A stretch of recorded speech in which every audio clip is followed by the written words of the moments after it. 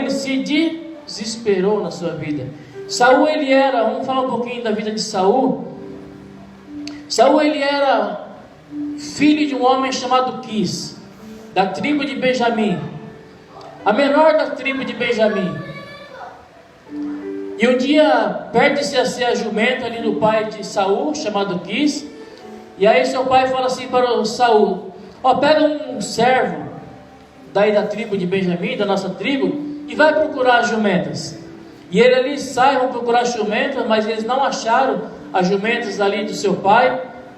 Aí eles resolveram procurar quem? O profeta Samuel, porque o profeta, ele era o vidente da época, que era chamado como vidente.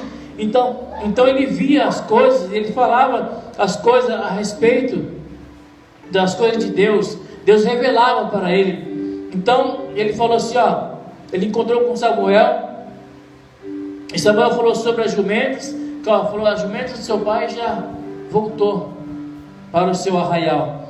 E ali Samuel, ele unge a Saul como rei, e diz para ele assim: 7 dias esperarás, eu virei para ti, para nós prestarmos holocausto ao Senhor.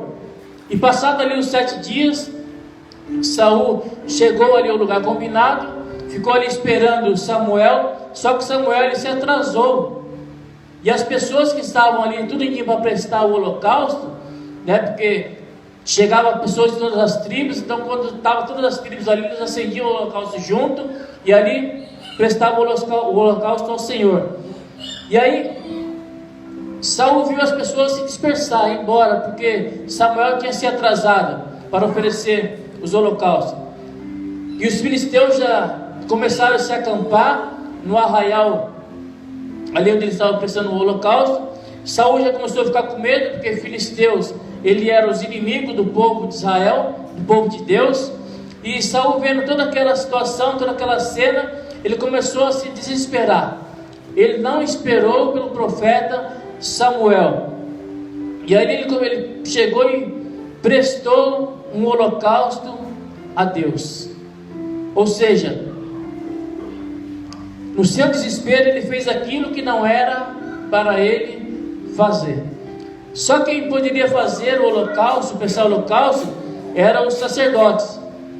Então Saul, ele chegou, colocou as mãos na onde ele nem podia colocar as mãos. Ele foi e acabou prestando o holocausto, um sacrifício ao Senhor. E a palavra do Senhor diz assim, que assim que ele ofereceu o holocausto ao Senhor, quem é que chega? Samuel. E Samuel pergunta para Saul assim: o que você fizeste? O que foi que você fez? E Saul respondeu: quando eu vi que o povo estava indo embora, e que os filisteus já estavam cercando aqui ao nosso redor, eu fui lá e ofereci o holocausto ao Senhor. E Samuel diz assim para ele assim: você procedeste, você agiu neciamente, porque você não esperou e não guardou o mandamento do Senhor, a ordem que Ele te deu, pois o Senhor, Ele iria confirmar o teu reino. Agora o teu reino, ele não subsistirá. O Senhor buscou para si um homem segundo o seu coração. Ou seja, Saul não esperou, ele desesperou. Ele quis dar uma ajuda para Deus. E quantas vezes agimos assim, da mesma maneira? Agimos neciamente, como tolos agimos.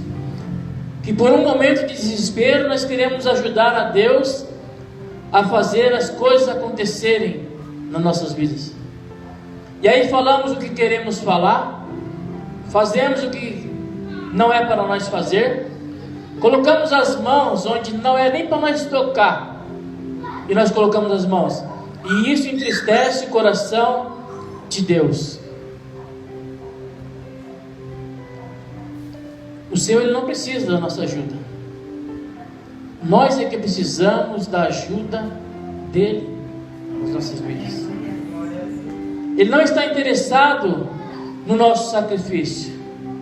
O que Ele está interessado é na nossa obediência a Ele. A palavra do Senhor diz assim no no livro do profeta Samuel, 1 Samuel, capítulo número 15, versículo de número 22, que o obedecer é melhor do que o sacrificar. Então Saul, ele não obedeceu à voz do Senhor e fazia as suas vontades. Certa vez, o Senhor pediu para que ele matasse todos os amalequitas, aniquilasse o povo, matasse os animais, as crianças, matasse tudo, exterminasse o povo todinho. Ele foi lá na guerra, trouxe o rei ali dos amalequitas vivo e o melhor dos animais, ou seja, ele agia segundo o seu coração e as suas vontades, e não segundo a orientação, a vontade de Deus. Não esperava pela resposta de Deus. Ele achava que podia fazer tudo aquilo que ele queria, porque ele era rei. E quantas pessoas nós não conhecemos que somos assim? Acham que só porque mandam em alguma coisa, pode fazer o que quer, sem a direção de Deus, pensando às vezes que está até agradando o coração de Deus, quando na verdade está entristecendo o coração do nosso Deus. Como está o nosso coração? Como o coração de Saul, fazendo as nossas próprias vontades, agindo do nosso jeito, da nossa maneira, muitas vezes com o coração duro, muitas vezes com o coração arrogante, soberbo, fazendo as nossas próprias vontades, ou como o coração de Davi, passando por luta, passando por dificuldade, passando por perseguição, por tribulação, mas esperando no Senhor, esperando que uma hora as coisas irão mudar, que as portas irão se abrir e que as bênçãos do Senhor irão chegar sobre a minha e sobre a sua casa. Como está o nosso coração? Nós devemos andarmos segundo a vontade de Deus e não mais segundo as nossas vontades. É tempo de nós esperarmos em Deus, vivermos do jeito que Deus quer, para podermos vivermos do jeito que nós queremos. Ou seja, nós queremos ter um casamento bem sucedido, nós queremos ter filhos perfeitos na presença de Deus, nós queremos as portas abertas, queremos a cura acontecer, mas nós temos que vivermos da maneira que Deus quer. Quantas vezes Deus tem falado para mim e para você que devemos esperarmos por Ele e pelas suas promessas, que Ele está voltando para buscar a sua igreja. E quantas vezes eu e você pensamos em desistir, muitas vezes pensamos em voltar pelo caminho de onde nós viemos, que foi da onde Ele nos tirou. Se você tiver com a sua Bíblia aberta ainda em Salmos de número 40, olha o que o Senhor diz, que Davi diz para o Senhor. Salmos de número 40, verso de número 2. Tirou-me de um lago horrível, de um charco de lodo, pôs os meus pés sobre a rocha, firmou os meus passos. Você sabe de onde Deus te tirou? Você sabe de onde Deus quer te tirar? Eu sei de onde Deus me tirou.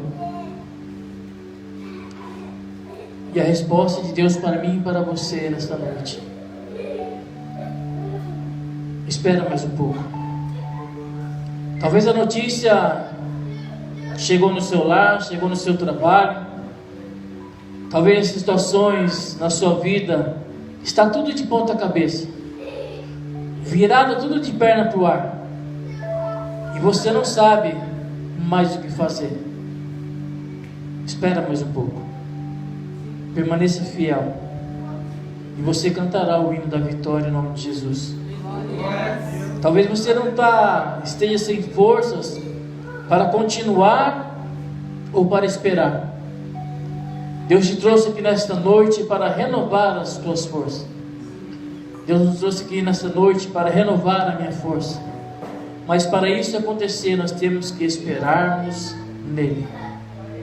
A palavra do Senhor diz assim lá no livro de Isaías, capítulo número 40, versículo de número 31. Aqueles que esperam no Senhor renovarão